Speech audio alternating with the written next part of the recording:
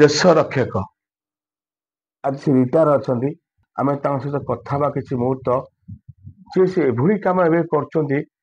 ସବୁବେଳେ ପାଇଁ କହୁଛନ୍ତି ଦେଶ ମୋର, ମା ମୋର, ସବୁ ମୋର, ପରିବାର ସମସ୍ତେ। ତାଙ୍କୁ ପଚାରି ବୁଝିବା କଣ କହୁଛନ୍ତି। ପରିଚୟ ଦେବେ ଟିକେ। ମଲ୍ଲର ଦାସ, ଆମ ଘର କେନ୍ଦ୍ରାପଡ଼ା ଡିଷ୍ଟ୍ରିକ୍ଟର ଜଗନ୍ନାଥପୁର। ଆପଣ କଣ ଅଛନ୍ତି?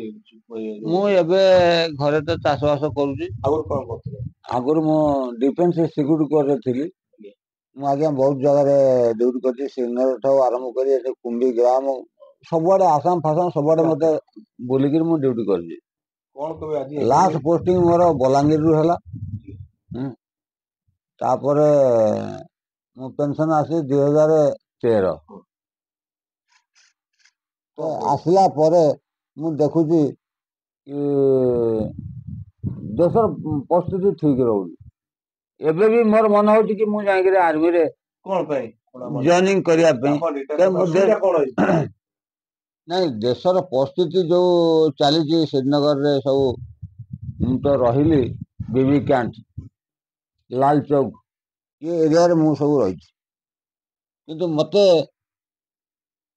ଏବେ ବି ଇଚ୍ଛା ହଉଛି ମୁଁ ଯାଇକି ସେଠି ରହିପାରିବି।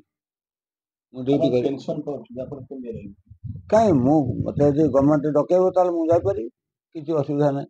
କଣ ମାନେ କଣ ଚାହୁଁଥିଲେ? ନାଇଁ, ଇଏ ଦେଶ ରକ୍ଷା କରିବା ପାଇଁ ମୋର ଯଦି ଜୀବନ ପଳେଇଯିବ ତାହେଲେ ମୁଁ ଦେଶ ପାଇଁ ଲଢିବି। ଆପଣ ଜୀବନ ପିଲା ଛୁଆ ଅଛି, ସଂସାର ପିଲା ଛୁଆଙ୍କୁ ଛାଡ, ପିଲା ଛୁଆଙ୍କୁ ତାଙ୍କୁ ତ ସରକାର ଦଉଛି ପଇସା, ସେ ତାଙ୍କର ରହିଛନ୍ତି ପିଲା।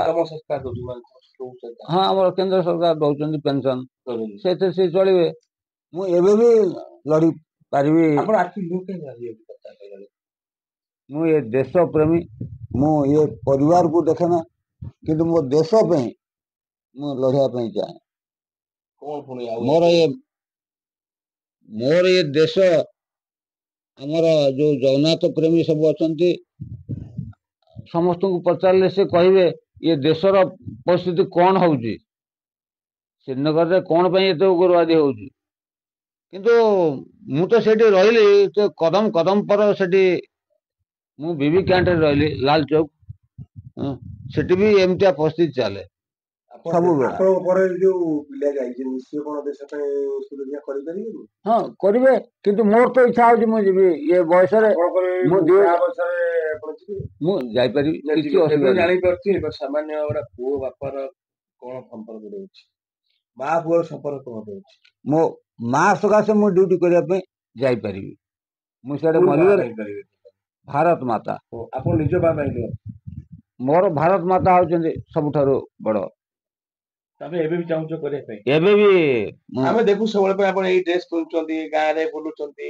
ହଁ, ଆଉ ଯେତେବେଳେ ଦେଖିବେ ଆପଣ ଏଇଥିରେ ଏଇ ଜାଗାରେ ରହୁଛନ୍ତି, ଆଉ ପିଲାପିଲି ଅଛନ୍ତି ନା?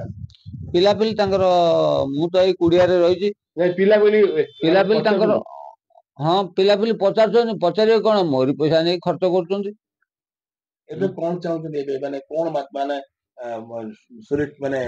ଚାହୁଁଛନ୍ତି ବାର୍ତ୍ତା ଦେବା ପାଇଁ? ମୁଁ କହୁଛି, ମନରେ ଭାବୁଛି କି ମତେ ପୁଣି ଆଉ ଥରେ ଯଦି ଦରକାର ମୁଁ ମାଗଣା ଲଢିବି, ମତେ ଖାଇବା ପାଇଁ ଦିଆଯିବ, ମୁଁ ଲଢିବି। ଯଦି ଯୁଦ୍ଧ ହୁଏ ଏଇନା ଭାରତରେ, ଆପଣ କଣ କରିବେ? ଯଦି ଯୁଦ୍ଧ ହୁଏ ତାହେଲେ ମୋର ଯୋଉ କାମ, ମୁଁ ଯୋଉ ଡ୍ୟୁଟିରେ ଥିଲି ସେ କାମକୁ ମୁଁ କରିପାରିବି। ସରକାରଙ୍କର, ଆମ ସେଣ୍ଟ୍ରାଲ ଗଭର୍ଣ୍ଣମେଣ୍ଟର ଯେ ଇଏ ହବ ତାହେଲେ ମୁଁ ଛାଡିବିନି। ମୁଁ ଏବେ କହିବେ ମୋଦି ସରକାର କଣ କରୁଛି? ବୃଦ୍ଧ ବୟସରେ ଆପଣ ଜୀବନ ଦେଇଦେବେ ବୋଲି। ହଁ, ବୋଧେ ମୋଦି ସରକାର କଣ କହିବେ? ବୋଧେ ମୋଦି ସରକାର ଅଛି, ଆପଣ କଣ କହିବେ? ଅଟଳ ବିହାରୀ ବାଜପେୟୀ ଯେତେବେଳେ ଥିଲେ, ସେତେବେଳେ ତ ଆମେ ଦେଖିଛୁ ତାଙ୍କର ସେଇଠାରୁ, ସେବେଠାରୁ ଇଏ ଆମର ଜନତା ପାର୍ଟି ଚାଲିଛି। କିନ୍ତୁ ଇଏ ବହୁତ ଇମ୍ପ୍ରୁଭ କରିଛନ୍ତି। ଆମେ ସେତେବେଳେ ବୁଟରେ ବି କଣ୍ଟା ମାରିବା ପାଇଁ ଯିବାକୁ ଦୌଡିବାକୁ ପଡୁଥିଲା, କିନ୍ତୁ ଏବେ ନୁହଁ। ଯେତେବେଳେ କଂଗ୍ରେସ ସରକାର ଥିଲା, ଆମେ ଗୋଡରେ ଏ ଯୋଉ ବୁଟ ସବୁ ଦିଆ ହଉଥିଲା, ସେଥିରେ କଣ୍ଟା ବାଡିବାକୁ ଆମେ ଯାଉ ମୋଚିବାକୁ। କଷ୍ଟ ପାଇଲେ ଲୋକ ପଳେଇ ଆସନ୍ତି। ନାଇଁ ନାଇଁ, ମୁଁ କଷ୍ଟ ପାଇଁ ଆସିଲି, ମୋର ଚାକିରି ସରିଗଲା, ମୁଁ ଆସିଲି। କିଛି ଲୋକ ଅଛନ୍ତି ଡିପାର୍ଟମେଣ୍ଟରେ? ହଁ, ବହୁତ ଲୋକ ଅଛନ୍ତି, ଏବେ ବି ମୋ ସାଙ୍ଗ ସବୁ ଅଛନ୍ତି। ସେ ହାବିଲଦାର ଅଛନ୍ତି। ତମ ମତେ ଭାରି ମନ ଯିବା ପାଇଁ। ମୋର ତ କହୁଛି, ଦେଶର ଯେତେବେଳେ ବିପଦ ଆସିବ ମୁଁ ମୁଁ ଘର ଦ୍ୱାର ଛାଡ଼ିକି ପଳେଇଯିବି। ଯଦି ଆଜି ବିପଦ ପଳେଇ ଆସେ କିଛି ଦେଶର ଯୁଦ୍ଧ ପାଇଁ ଆପଣ କଣ କରିବେ? ଯଦି ମତେ ଡକେଇବେ ତାହେଲେ ମୁଁ ପଳେଇଯିବି, ନହେଲେ ମୁଁ ଛାଁ ଛାଁ ପଳେଇଯିବି ମୋ ଦେଶ ରକ୍ଷା କରିବା ପାଇଁ। ଆପଣ ନ ଡାକିଲେ ବି ଆପଣ ଯିବେ? ଆଉ କଣ କରିବି, ଆଉ ଦେଖିବି କେମିତି କଣ ଦେଶ ରକ୍ଷା। ଆପଣ ଏତେ ଭଲ ପାଇବା ଦେଶ ପ୍ରତି? ମୁଁ ଦେଶ ପାଇଁ ପୁରା ପ୍ରେମୀ। ପ୍ରେମୀ। ଆଉ ଜୀବନ ଦେବା ପାଇଁ ବି ଜୀବନ ଦେବା ପାଇଁ ମୁଁ କାହିଁକି ପଛେଇବି।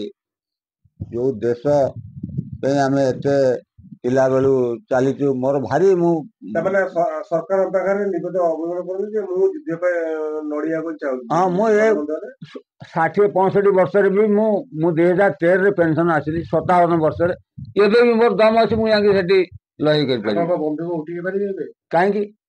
10 କିଲୋ 12 କିଲୋ ବନ୍ଧୁକ? ନାଇଁ ନାଇଁ, କିଛି ଅସୁବିଧା ନାହିଁ। ଆଜିକାଲି ଇନସାସ ରାଇଫଲ, ହଁ, କିଛି ଅସୁବିଧା ନାହିଁ। ମୁଁ ସେ ଶୁଣିପାରୁଛେ ଯୋଉ ଜଣେ ଯାହା କହିଲେ, ଜଣେ ଦେଶ ରକ୍ଷକ ଯେହେତୁ ଯାହା କହୁଛନ୍ତି ସେ ନେଇ କେତେ ଆମେ ଦେଖୁଛେ କିଏ ରିଟାୟାର ହେଇଛନ୍ତି, କିଏ ସବୁ କୋଉ କାମ କରୁଛନ୍ତି। ଇଏ ଏବେ ବି ହାରିନାହାନ୍ତି, ଏବେ କହୁଛନ୍ତି ଦେଶ ମା ପାଇଁ ଜୀବନ ଦେବି। ଦେଖିବା ବାକି ହେଲା ମୋଦୀ ସରକାର କେବେ ଆଙ୍କ ପ୍ରତି ଦୃଷ୍ଟି ଦଉଛନ୍ତି।